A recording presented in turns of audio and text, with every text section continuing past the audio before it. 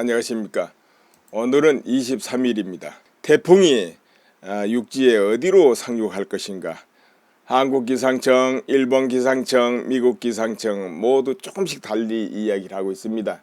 23일 지금까지 나온 보도 중에 제일 나중에 나온 걸 이렇게 비교를 해보면은 한국기상청은 오전 6시 발표로는 충남 보령 쪽으로 상륙할 것이다 했는데 오전 10시 발표에서는 군산 쪽으로 상륙할 것이다 이렇게 급수정을 했습니다. 상륙하는 시간은 24일 새벽 4시쯤 될 것이다 그래요. 그러니까는 이 쏠리기 속력이 계속 느려지고 있기 때문에 상륙 시간도 늦어지고 있는 것입니다.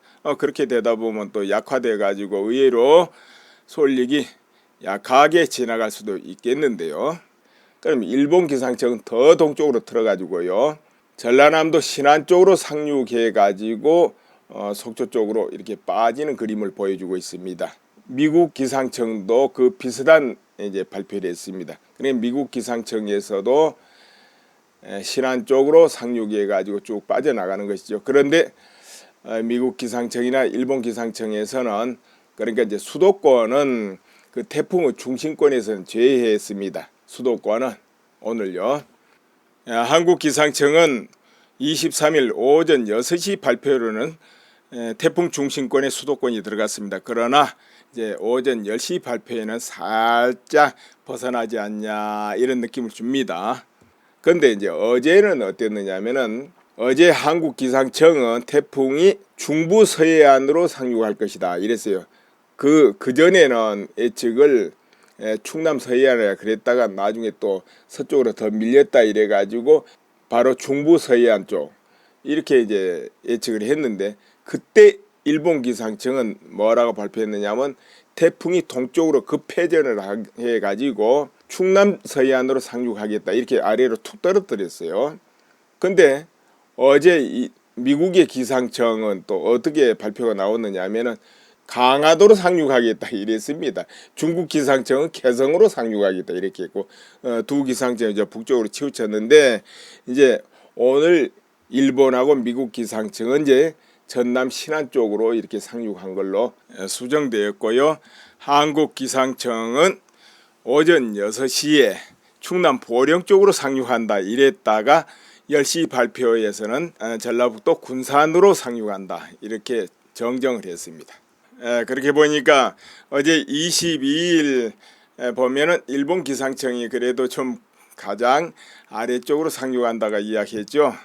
충남 쪽으로 상륙하고 우리 이제 한국 기상청은 중부 서해안으로 상륙한다.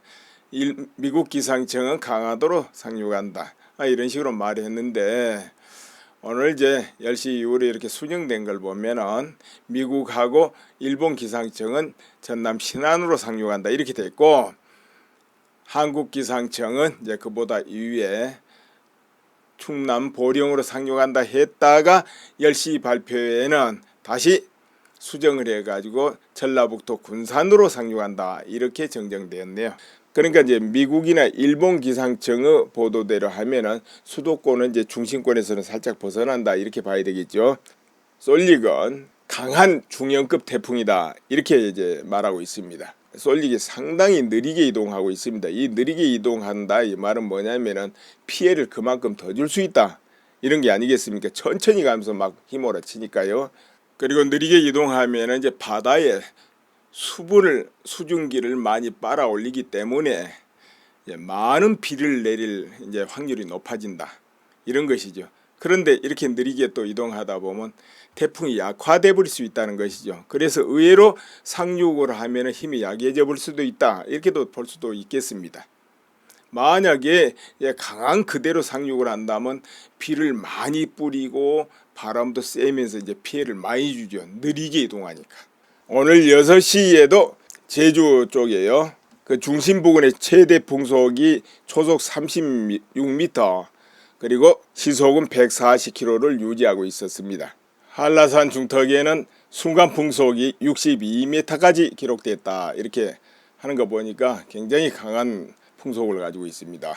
육지에 상륙할 때에도 초속 32m는 유지 안 하겠나 기상청이 이렇게 예측하고 있습니다.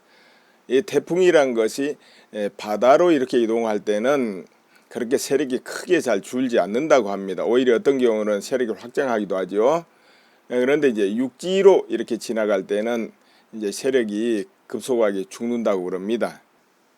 각 항구에는 모두 배들이 방파제 안으로 다 들어왔잖아요. 그런데 방파제가 강한 태풍이 불 때는 또 한계가 있죠. 왜 그러냐면 물이 넘쳐서 들어오기 때문에.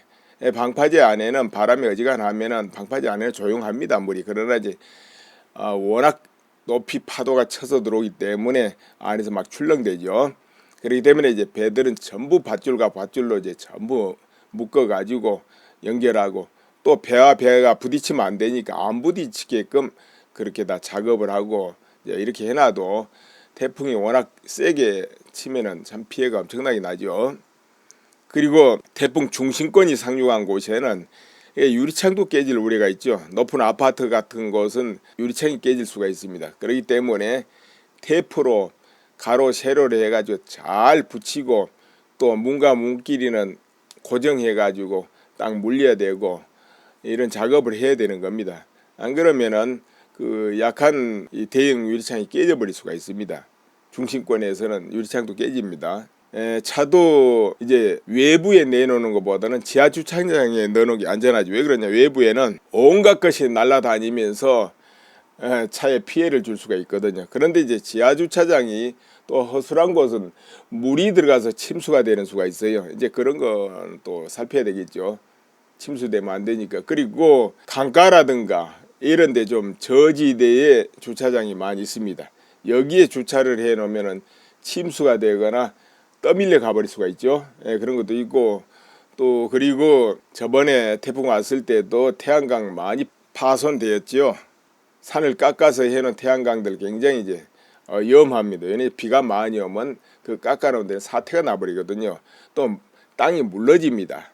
그러다 보니까 박아서 지지해 놓기 약하지요. 여기다 바람까지 쳐 불어버리면 그냥 다 흐트러지고 무너져 버릴 수가 있죠.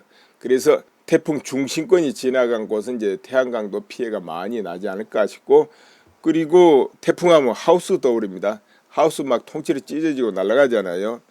어떤 건 뼈대까지 다 무너집니다. 그런데 고급 하우스, 아주 잘 지은 하우스는 웬만한 태풍에 다 견디게 설계가 돼 있다 그래요. 그리고 이제 설계대로, 그러니까 정해진 규칙대로 하우스를 설치했다면은 그 피해가 나면 그것도 보상받을 수 있고 그렇다고 그럽니다. 그러나 이제 그 기준 이하로 이렇게 설치된 곳은 또 보상을 못 받는다고 그래요.